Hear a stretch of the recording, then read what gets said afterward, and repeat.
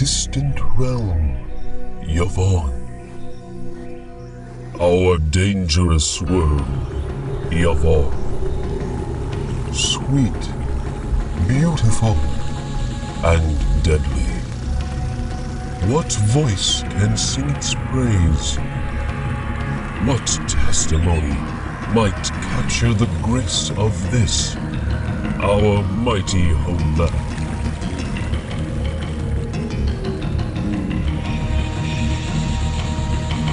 Wise Yvonne, you teach your children well, for conflict is the great teacher, and pain the perfect educator.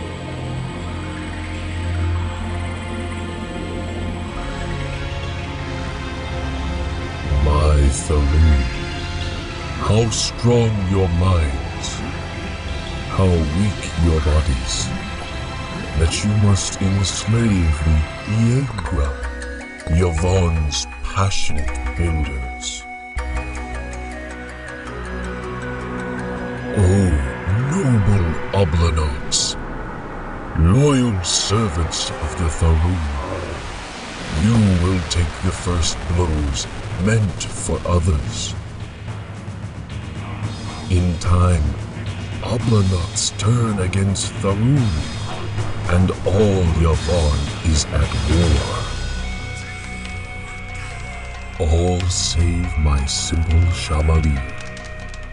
You alone do the spirit work, defending the weak, preserving the ancient sites. You alone protect the old ways, for you await my return, the return of Nagarao. Hey comrades, so I decided I wanted to play my childhood favorite games, Morrowind and Morrowind 2. And I don't know what the fuck I was thinking, because Morrowind 1 is so bad. Partially, it's bad because I can't really play it. I got it to work on my Windows 11 computer, gaming laptop, but it continuously crashes anytime you try to save or load a save. But I was able to, at times, get into the game, and then when I was done, I could save, and it would save and then crash. And the next time I came, sometimes it would take 2 to 3 tries, but eventually the game would load where I was last time. Now, this has 4 campaigns, Morrowind does. There's 4 races. There's the Talroth, the Iegra, the something like that, and the Shamali. Yeah, I think that's right. And they're all exactly the same, literally. So, they're not exactly the same, but when you are, you pull up, the little map. So, Morrowind is a real-time strategy game, franchise because it's 2 games, that was produced by SSI, who also produced a lot of the D&D gold box adventure games back in the day. And they produced some other strategy games too, like Panzer, I think it's called Panzer Strike. I don't know, some World War II tank kind of games, old school computer games, right? I remember playing this game in the early 90s, or maybe mid 90s. Anyway, it was a long time ago. The first one. The second one we'll get to. I'm going to do this one first. So I'll go through the races in the order I played them and what their deal is. But the gist of the game is you have, all 4 races, which was, very impressive at the time because you had Warcraft coming out around this time, somewhat, and you only had 2 races. It plays similarly to Warcraft. I have beaten Warcraft without cheating. I cannot say that about Morrowind. Not even close. But if you listen to Grooms or some of these other early Warcraft people who worked for Blizzard before it became a shit company, they talk a lot about how they didn't invent new games. They just took existing genres and perfected them, which was true for many years. Warcraft 3 is probably one of the best to this day still real-time strategy games, period. Now I like the StarCraft games better for various reasons, but that Warcraft 3 is a technical marvel, and it's essentially created the MOBA genre, which is huge, right? Morrowind 1, at least, is a really janky version of Warcraft. So And it's funny because the orcs and the humans, like in the original Warcraft, are exactly the same essentially. You have like, you build your peasants or your peon, you build your footmen or your like grunt, I think is what they're called. You build like your wizard or your death knight, right? And they all have like similar functions, but they're slightly different in like the spells they can cast, and like slight differences in like the strengths and weaknesses. So this is exactly the same. The funny thing is, in the manual and in the help menu, which is built into the game, which was very useful, even though I got the GOG version of this, so it has like the manual that I can look at, it's literally like, I'm trying to remember what it's called. It'll be like inn, but no one builds an inn. They build like a mead hall or whatever. But you still use I for inn when you're building whatever you're building for each one of the 4 races. So all the races they have the exact same kind of like setup, and the game's like very like, it doesn't like pitter patter around it. It's like, are you building a warrior? Yes. Okay, here's this race's version of warrior, which Shamali does not have warriors. I don't think the Obniks, no, I think everyone else has everything. It's just the Shamali don't. But their magic's better? I don't know. I didn't like get into like too much of a deep dive with it. But so the buildings are the cathedral, which is like the home base where you can drop off shit. Then there's the houses, which is where you need houses for, like, each house produces 3 to 4 slots for people to like exist in, right? Then they have their inns, which is how you recruit people, and that just kind of autofills as time goes by. Then you have the tech lab, the warrior building, and then like the magic building. And that's how you upgrade your base characters to either like a warrior, a scout, or a mage. And then there's like then they can like upgrade again if they get biomass to like the next level. And then everyone has like a special unit, which is like super powerful. I was never able to figure out how to get that going.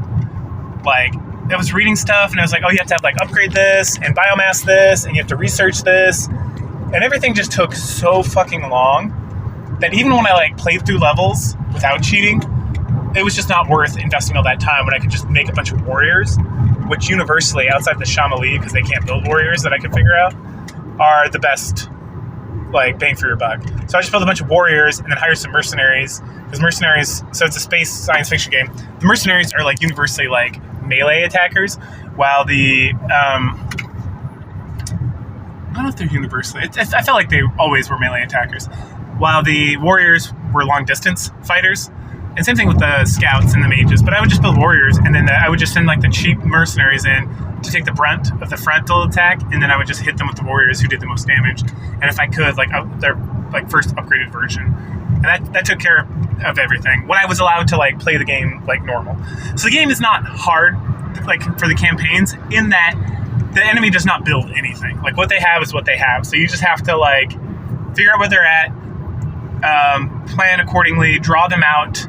You can build landmines at some point if you invest, and that like auto kills most things, or like does severe damage. So you just build like a little train of like mines, and then like draw them out, kill some of their guys, and then massacre the rest of them. Now this has the problem with like Warcraft, the original Warcraft, where you have to, when it's like, hey, kill everybody, it's like you gotta kill everybody. So if one of their guys like wanders off to like a corner of the map, it's like good fucking luck, right? I think the original StarCraft was like that too. It's like, goddamn, dude. So that makes it super annoying, but thank goodness there's like a show map cheat. And then there's like a speed up cheat so you can like hire guys faster, which again, it's like, it's a cheat, but at the same time, the enemy doesn't build anything. So it's not a cheat, because it's not like, oh, I'm building things faster than they are. It's like they just have what they have, and I don't want to drag my feet while playing this game. So I'm going to allow myself to build things faster, or to recruit guys faster. So that way the game's just going a little bit faster. Yeah, so that's that. And then the units, I think I named all the units. Oh, and then everyone has like the hero unit, which is like there's 2 types of hero units. Everyone has like their leader unit, which if they die, you automatically lose. And they're like not very strong. So I would usually hide them if I could, so that I wouldn't have to worry about them just dying randomly. And then sometimes they still would. Like the last level of like the Faerun campaign, it's like once you defeat like the enemy, then it summons like this super, super powerful thing. And the thing just like destroyed my village in like the rear and killed my leader. And I had to just cheat to win that level because I was like, I'm not playing this whole fucking thing again. So that I can wander back over here and build like a huge force. And in some of the other campaigns, you had to fight this same thing. And it was like, I would go in there with like a whole contingent of guys and lose like half of them to fight in this thing. Like, because it would just like one-shot everything. And I was like, what the fuck, man? And that goes to like the key problem with this game and playing through the campaign that is universal across the board, is that you get some scenarios where essentially it's like, here's your main character, here's like the leader you have to have, and like 2 to 3 other guys, and it's like, and every map size is exactly the same, and they're all fucking huge. And it'd be like, wind your way to the other side of this map, well, there's critters who will attack you, and there's guys hiding in the woods, and all this bullshit. And then once you get there, do this objective, and sometimes go all the fucking way back. And I was like, hell no, I'm not doing that shit. Fuck you, game. So I would just play a little bit of that level and then cheat. And sometimes you'd start a level off and it'd be like your main character and like, again, like the 2 or 3 guys that let you bring, and you'd be assaulted immediately by like all sides. And it's like, oh, you died, motherfucker. Why are you so bad at this game? And I was like, I'm going to cheat. I'm going to cheat my way right through the game. So the campaign levels were just like all over the place in difficulty. Like some were just like, oh, I just got to build up a little force here. I have plenty of stuff, and then I invade, and then I just work my way through there. It's like, oh, go do this, and I have a sizable force to start with, and I get at like, one of the fun things about this is that you can carry troops forward. So like the troops you have that are all upgraded, you can like save them in your queue in between levels, and then you can choose, again, anywhere from like 2, I think was the least, maybe 1, to like all 6, I think there are slots for guys to bring along to the next level. But again, sometimes they'll let you choose 2 guys, and then it'd be 2 guys and your main character, and it would be like, this is not enough to do this without like save scumming. And when I say save scumming, I mean like save, move a little bit, save again. But like again, which I would not mind doing, and that's probably how I'd beat Warcraft, to be completely honest, if I could go back in time and look at myself.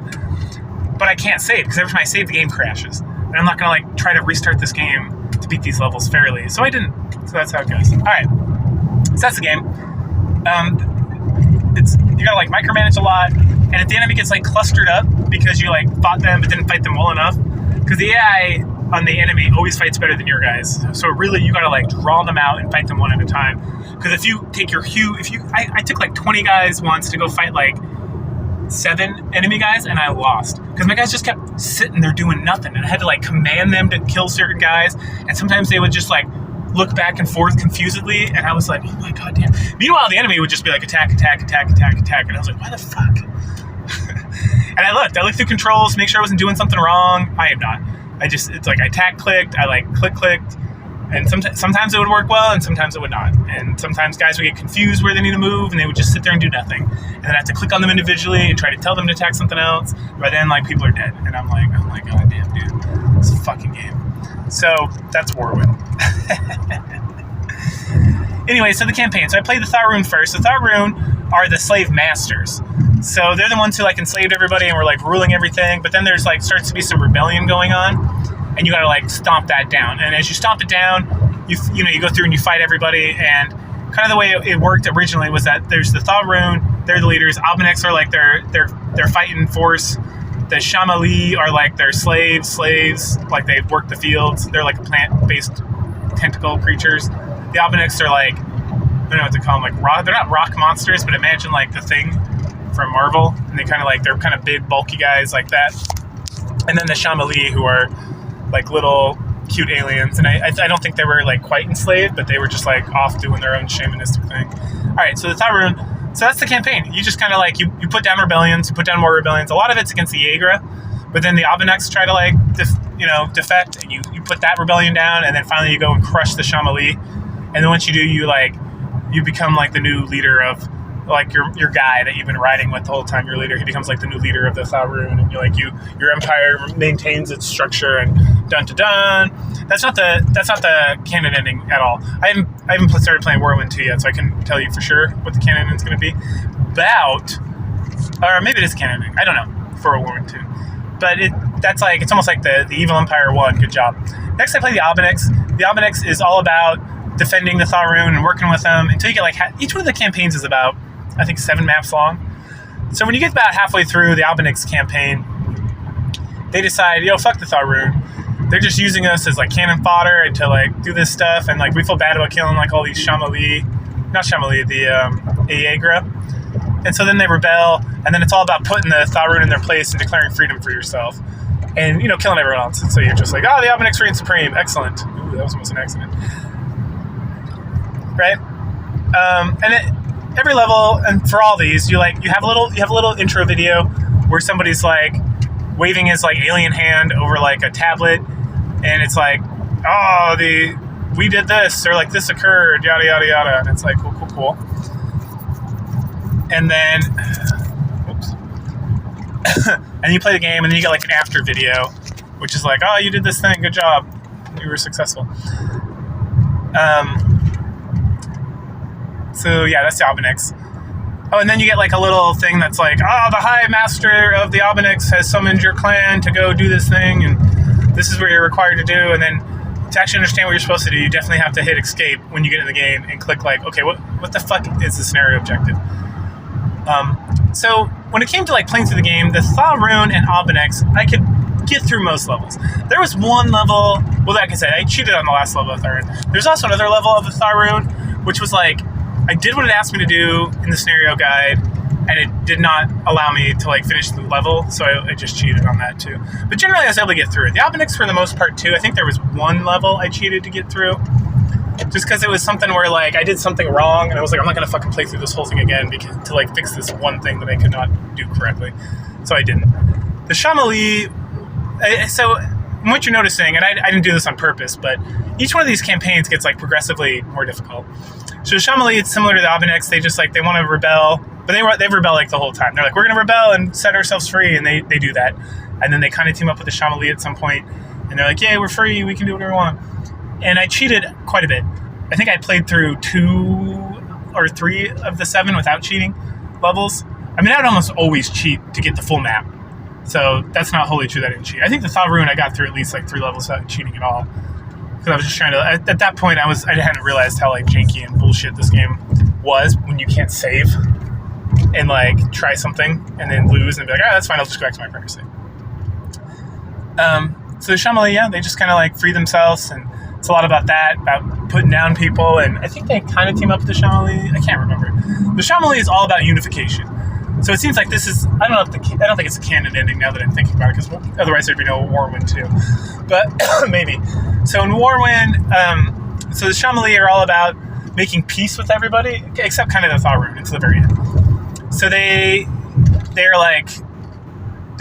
fighting back against Tharun, fighting back against the Albanix, and then they're like rescuing this person. One of the levels you gotta like, you lead like the Albanix, like chief maiden or somebody to like your place of healing. Another one, you're supposed to go get the fucking Shamali from the other side of the goddamn map with like your 2 guys, and then bring them all the way back to where you started from. And it's like, the biggest bullshit about this game is like there's water, and there's only 2 ways to cross that water. You can build a boat, which is like a lot of time investment into research, and then the boats get destroyed by sea monsters really fast. Or you can build bridges, which also get destroyed by sea monsters, but build very quickly. But like outside of like the Tharun, everyone else, or the Albanix even, I think they could just build bridges. But the Aegra and Shamali, I felt like I had to research bridges before I could build them.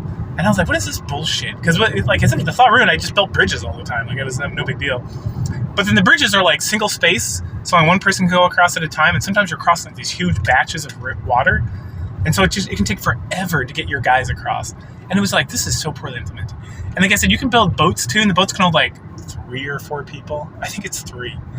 And so you have an army of like 20, and you're like shuttling these people across constantly. And then there's like sea monsters. And while people are in the boats, they can shoot, but they shoot so poorly that like one boat versus one like sea monster is going to get destroyed.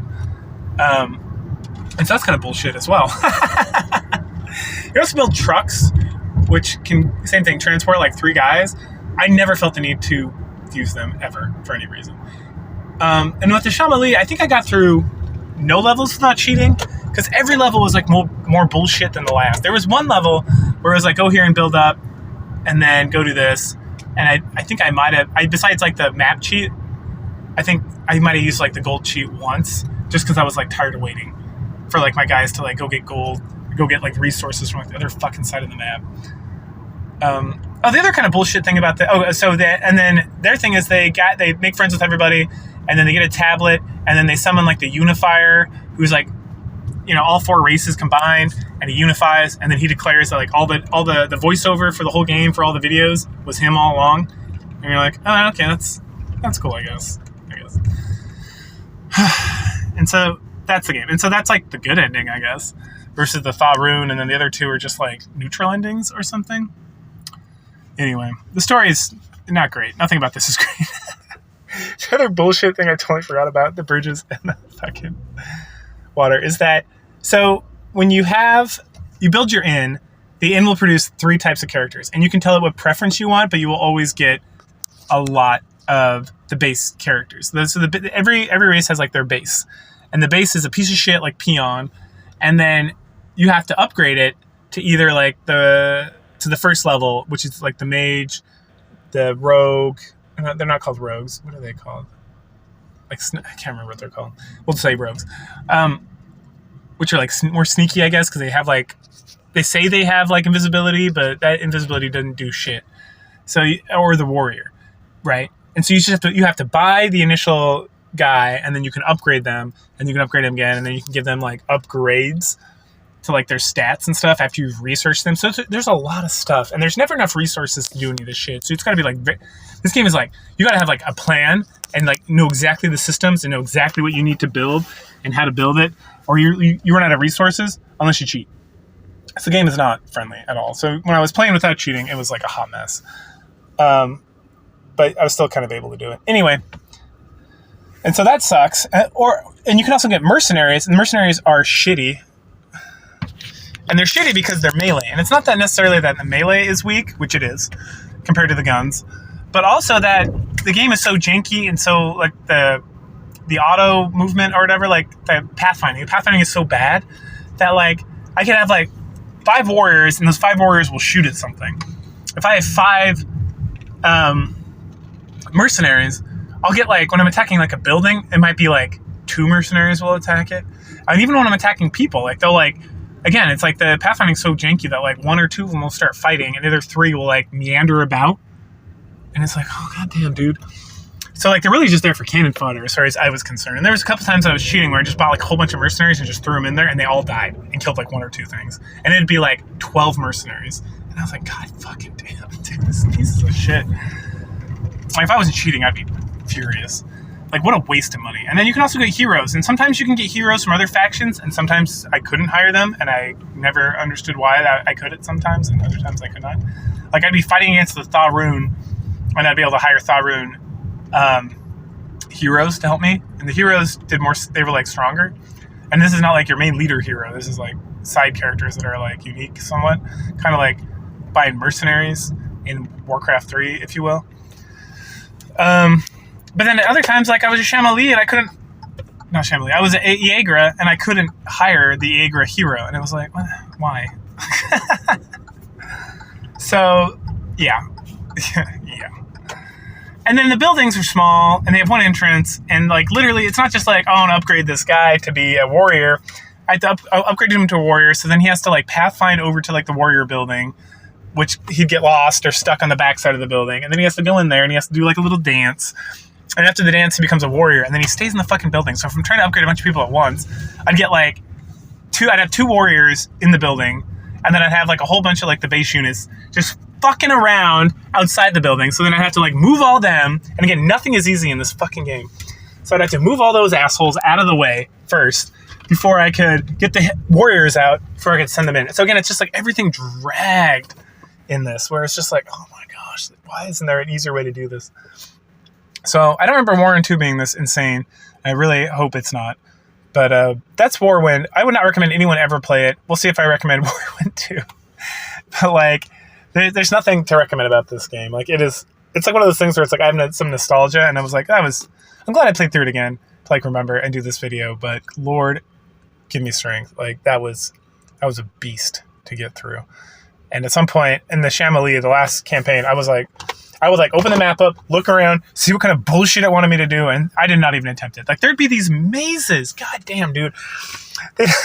Like, you know, you play like StarCraft or Warcraft 3 or whatever, or even Warcraft 1, and you'd have like, you'd be in a dungeon with a certain amount of guys. You'd always have plenty of you'd have like 12 dudes, and you could find more dudes. There's a spell in this game that lets you look like other races, right? And everyone was using it all the time, and it was like, oh my god. So I'd be like moving along, and even if I wasn't cheating, I'd see somebody and be like, oh cool, maybe that's a guy I can recruit, because that's something you can do in this game if you touch them. And I'd walk up, and it'd be the enemy in disguise, and I was like, oh Jesus. But it was like, I fell for it so many times in the Faerun campaign that I never fell for it again, because I would take like I'd send one guy over to get this guy, and he'd die because I was like, oh my guy's in disguise. And then the Opponix mages had this ability that just like kills a whole group of dudes in like a giant explosion, and I was like, that fucked me over a couple times. Fuck this game. So Warwind is a huge thumbs down. Do not play this game. Oh my gosh, Warwind. All right, enjoy like the clips of me wandering around aimlessly or doing whatever bullshit, and yeah, cool. Catch y'all later.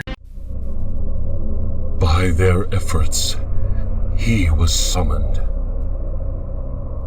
The Promised One, Naga-Ram. This is his voice, the voice by which you have heard the tale. In the final hour, there was light. To the last darkness, there came a fire to renew the world.